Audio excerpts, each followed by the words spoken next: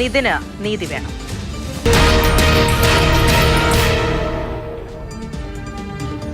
നിതിൻ രാജ് ആത്മഹത്യ ചെയ്ത അഞ്ചരക്കണ്ടി മെഡിക്കൽ കോളേജിൽ വൈകാരിക രംഗങ്ങൾ. നിതിന്റെ പിതാവും സഹോദരി ഭർത്താവും കോളേജിലെത്തി. പ്രിൻസിപ്പലിനെ കാണാൻ തയ്യാറാകാതെ വിതുമ്പിക്കൊണ്ടാണ് പിതാവ് മടങ്ങിയത്.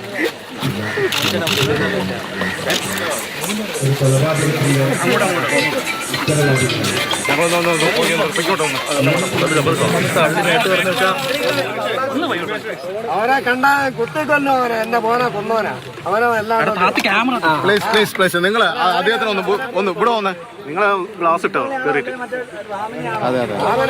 ഒന്നും പറയുന്നില്ല. എല്ലാരും കൂടെ കൊണ്ടുവച്ചിട്ട് ക്യാമറ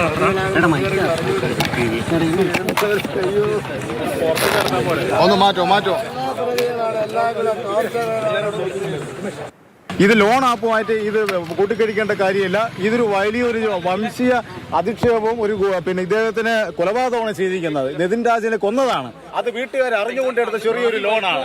അതിന്റെ പേര് ഒരിക്കലും ആ വിദ്യാർത്ഥി ആത്മഹത്യ ചെയ്യില്ല. ക്ലാസ് റൂമിനകത്ത് പ്രിൻസിപ്പാൾ ഉൾപ്പെടെ അവിടുത്തെ അധ്യാപകർ ഉൾപ്പെടെ മാനസികമായി അവനെ കൊല്ലുന്ന തരത്തിലേക്ക് അവർ ആസൂത്രണം ചെയ്ത് അവനെ ഹറാസ് ചെയ്തു, അത്രത്തോളം അപമാനിച്ചു. അതിന്റെ പേരിലാണ് അവൻ ആത്മഹത്യ ചെയ്തത്. എവിടെ നിന്നാണ് അവൻ ചാടിയെന്ന്, ആരാണ് തള്ളിയിട്ടെന്ന് ഞങ്ങൾക്ക് അറിയില്ല. പക്ഷെ ഞങ്ങൾക്ക് അറിയണം ആ കൊലകൃത്യം ചെയ്ത് ആരാണെന്നുള്ളത് ഞങ്ങൾക്ക് പൊതുസമൂഹത്തിന് അറിയണം, കുടുംബത്തിന് ഞങ്ങൾക്ക് അറിയണം. അതിനിടെ കോളേജ് ഏർപ്പെടുത്തിയ ബൗൺസേഴ്സും ദളിത് ലീഗ് പ്രവർത്തകരും തമ്മിൽ ഉന്തും തള്ളുമുണ്ടായി.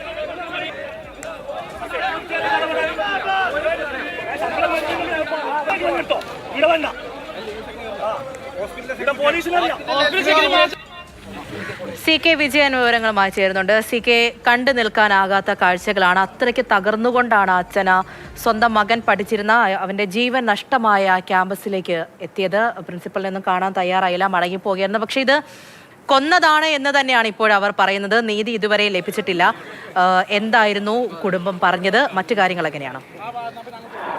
കുടുംബം പറഞ്ഞതിലെ ഏറ്റവും പുതിയതും പ്രധാനപ്പെട്ടതുമായ കാര്യം പ്രിൻസിപ്പലിനെതിരെയാണ്. ഇതുവരെ കേസിൽ പ്രിൻസിപ്പൽ പ്രതിയായിട്ടില്ല. പ്രിൻസിപ്പലിനെതിരെ അതിരൂക്ഷമായ ഭാഷയിലാണ് പിതാവും അതോടൊപ്പം തന്നെ ഒപ്പം വന്ന കുടുംബാംഗങ്ങളും എല്ലാം തന്നെ സംസാരിച്ചിട്ടുള്ളത്. തള്ളിയിട്ട് കൊന്നതാണ് എന്നൊരാരോപണം ആ സ്ഥലത്തെത്തിയതിനു ശേഷം അവരുടെ കുടുംബാംഗങ്ങൾ ഉന്നയിക്കുന്നുണ്ട്. അതുമാത്രവുമല്ല, അവിടെ നിന്ന് ഈ പ്രിൻസിപ്പലിന്റെ മുറിയിൽ ഉണ്ടായതിനു ശേഷമാണ് പ്രശ്നങ്ങൾക്ക് കാരണമായത് എന്ന് അവർ ആവർത്തിക്കുന്നുണ്ട്.